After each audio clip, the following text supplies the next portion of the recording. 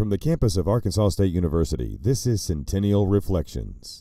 On to victory, breaking the second to none. Let's make this game history, along with the others in one.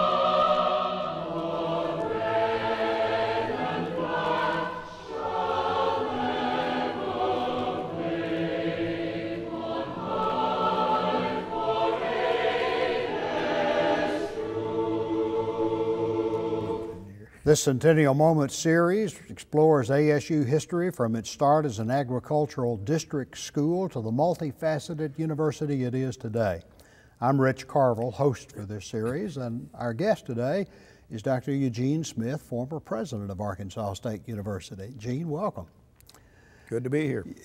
You have a long experience at Arkansas State University, many faceted, but let's go back to the late 40s and early 50s when you were a student here.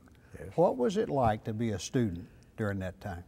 Well, it was a different life than students live today.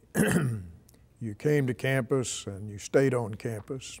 Classes met 6 days a week, and the transportation wasn't too available to go home at times, so it was a community, and probably more near that old community of scholars and students.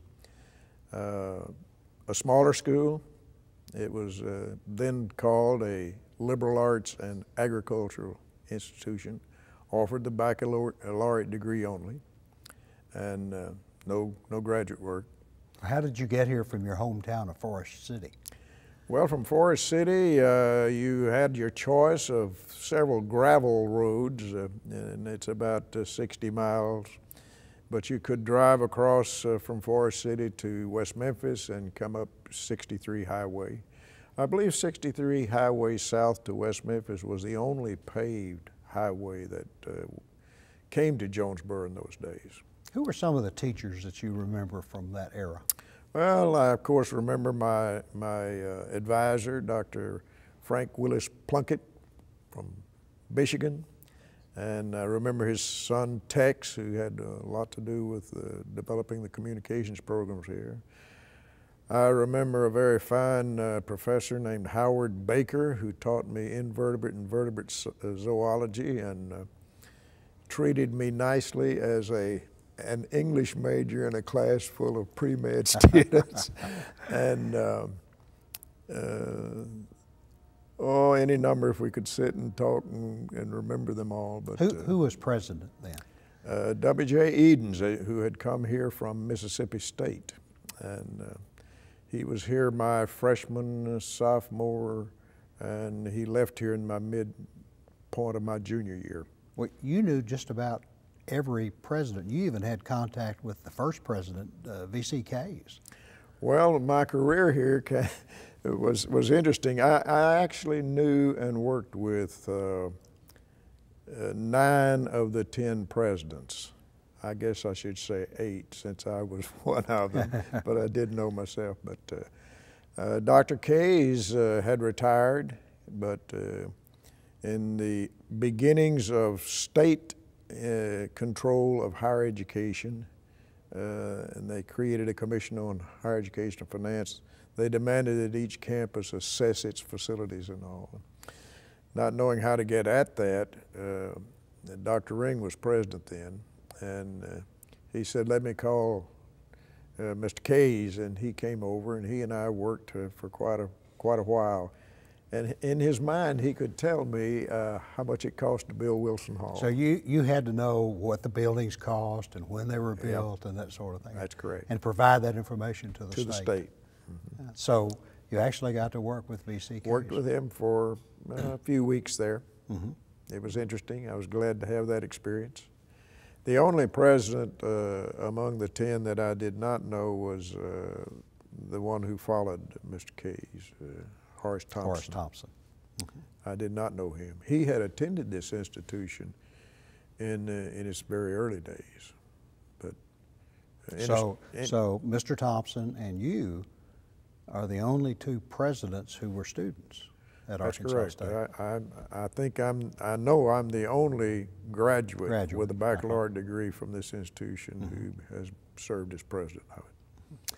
When you graduated in 52? 52. 52, had a commission in the Army. That's correct. Spent some time in Korea during the Korean conflict.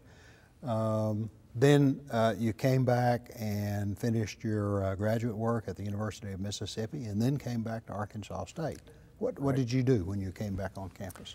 Well, when I came back on campus, I was employed in the Field Services Division.